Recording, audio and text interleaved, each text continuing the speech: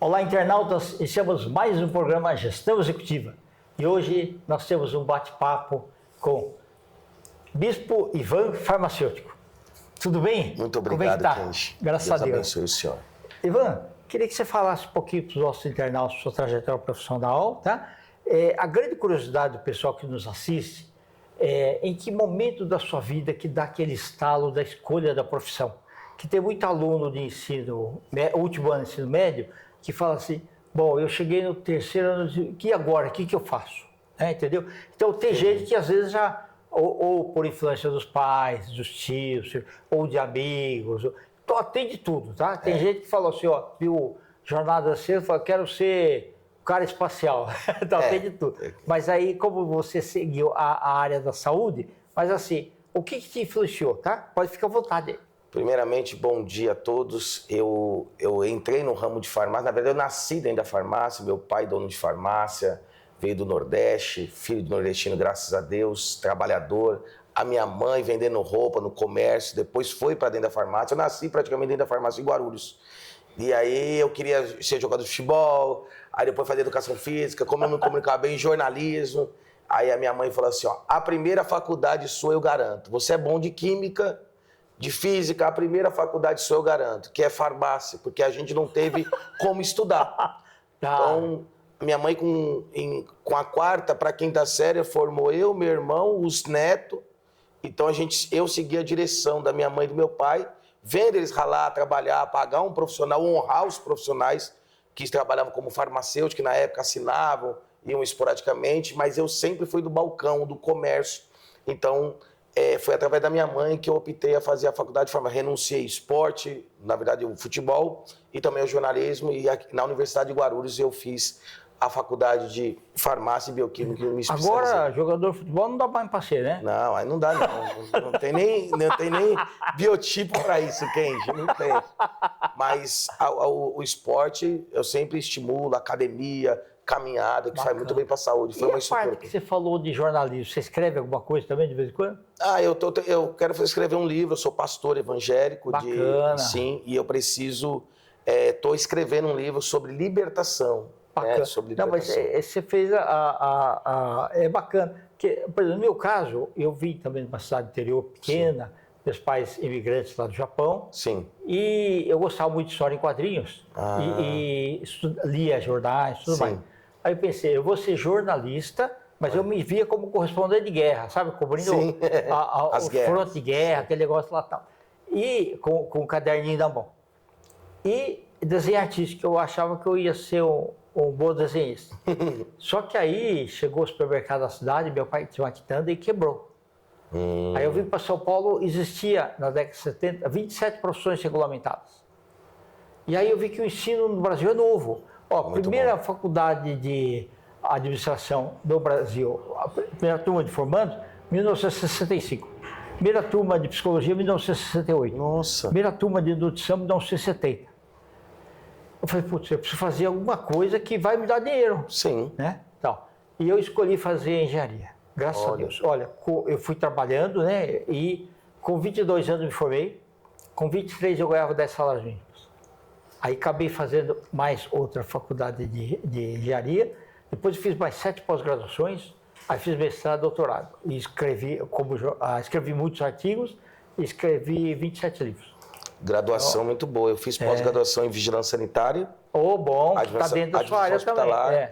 E foi sobre a creatina na época que o Kaká estava indo para o Milan. E ele aumentou a massa muscular 23 quilos. Nos artigos era meu. Como ele conseguiu, sem anabolizantes, sem hormônio, para não cair no doping, ele aumentar a massa muscular com aminoácido e creatina, o meu artigo... E foi legal porque você teve que pesquisar bastante, né? Muito. Daí, né? Tanto aqui, minha descendência italiana da minha mãe, foi buscar artigo. Eu estudei fora do país. O sonho da minha mãe era ter um docílio médico. E eu estudei 2 anos, concluí na Argentina, na Hector Barceló Medicina. Aí, como eu tinha minha farmácia em Itacoaxetuba, no qual eu fui vereador lá, suplente, depois pelo PHS, depois estava lá com o Mamuro, o prefeito, que é japonês. Uma pessoa que ensinou muito a disciplina, ajudar, em 2012. E aí eu tive que voltar Porque você deixa na mão dos outros, a farmácia, não é a mesma coisa, não tem aquele cheiro de povo, não é hospitaleiro, alguns funcionários, parentes. Aí tava quebrando a farmácia, eu tive que voltar e matar esse sonho que era da minha mãe, não era meu. Entendi. Sim, e hoje meu irmão, em julho agora, se formou em medicina, realizou o sonho dela e ela ficou muito contente. Eu sou hoje pastor evangélico e a gente está... Deus vai seguindo. Em que momento da sua vida que você recebeu esse chamado?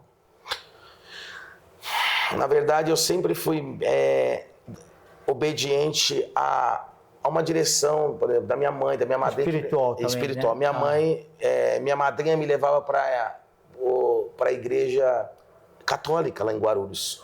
Aí eu fiz catecismo, crisma, aí levava, eu ficava lá, parecia assim, eu rezando. Mas sempre aquelas, né, os amigos, as amizades, os prazeres, tudo pode, e eu vou ficar fazendo na igreja, até que em Itaquaquecetuba, por muitas coisas que a gente faz sem obedecer pai e mãe, sem a direção de Deus, e a minha filha nasceu morta na barriga da mãe, 8 horas na barriga dela no ventre, e eu fiz um voto que eu falei que eu ia ser pastor, até vontade de chorar, emociono.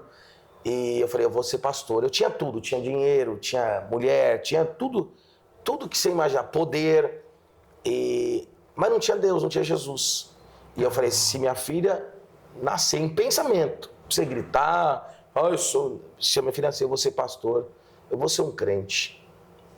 E ser pastor, cuidar das pessoas. Ao servir, né? Ao servir. Aí quando tirou, ou morria ela, tanto a mãe ou como a minha menina estava morta, as duas. E aí as duas estão vivas e graças a Deus. Quando a enfermeira colocou na minha mão, a menina começou a chorar.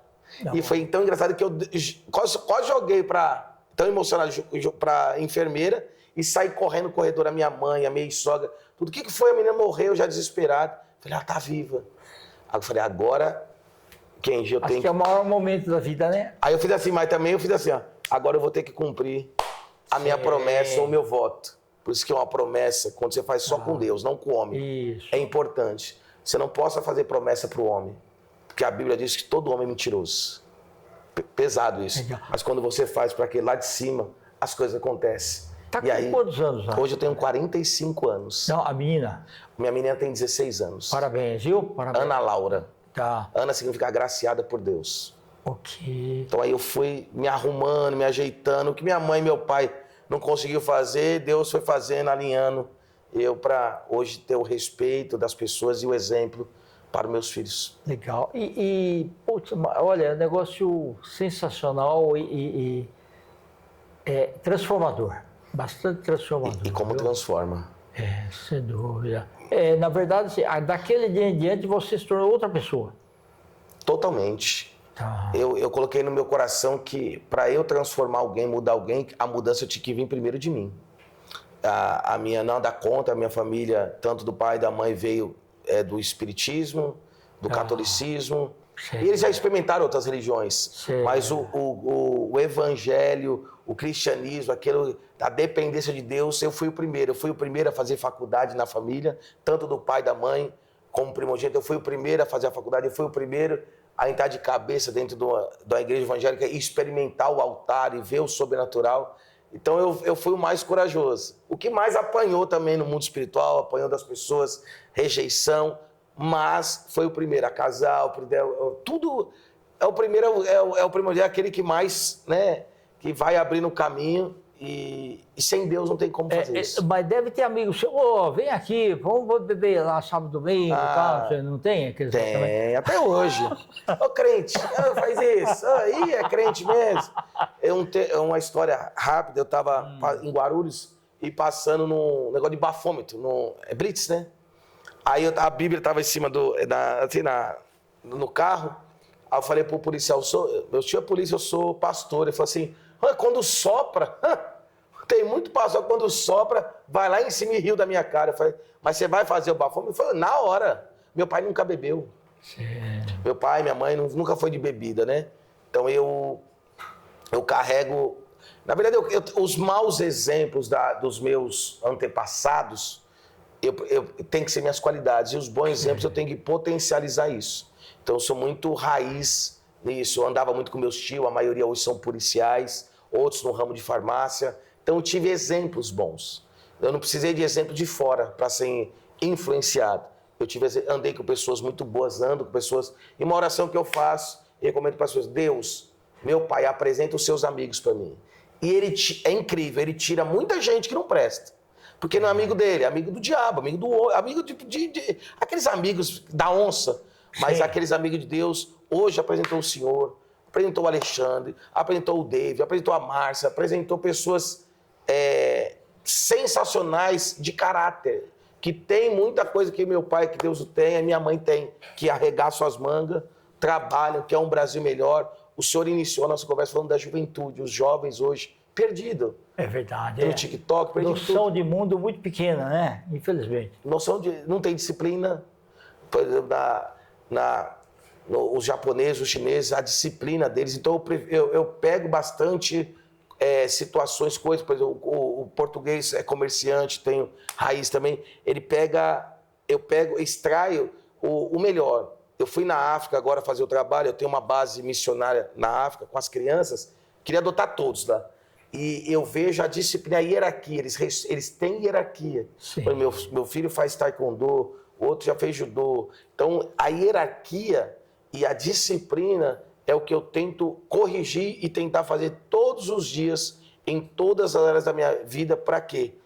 Porque eu aprendi com pessoas. Então, Deus me apresenta pessoas. Não é que Deus vai vir do céu e falar assim, você vai fazer isso. Não. Ele vai apresentar pessoas, situações, mulheres com postura. Porque, como que quis ter uma mulher? Quando eu vi o comportamento de algumas que falavam não para um monte de homens sem vergonha. Que falava não para o pecado. Então, falava assim, eu quero ter uma mulher como aquela ali. Que ela fala não, quando eu estava no mundo, até para mim. Então, a postura das pessoas, elas se posicionarem e ter disciplina, isso como exemplo, me atrai, como eu tinha na minha família também. Perfeito. O Bispo, nós estamos aí nos testes finais. Você pode deixar seu Instagram, por gentileza? O Instagram, quiser me seguir, é @bispo Ivan Farmacêutico. Um abraço a todos os farmacêuticos aí, donos de farmácia. E eu tenho algumas leis aí que, por cada faculdade de vigilância sanitária, que ajudou muitas farmácias aí com o alvará sanitário para 3 anos. Isso é uma portaria, Guarulhos, São Paulo e Santo André. O alvará sanitário é orgulho, minha mãe tem orgulho disso, né? Estava um ano, agora são 3 anos. Mas foi legal, e principalmente para tua mãe, né? O sonho dela e o orgulho realizado dos filhos. Né? Perfeito. Muito obrigado, Deus abençoe, viu? Volta outras vezes. Amém. Internautas, com os agradecimentos, então, ao Bispo Ivan Farmacêutico, nós finalizamos mais uma Gestão Executiva. Grande abraço e até a próxima.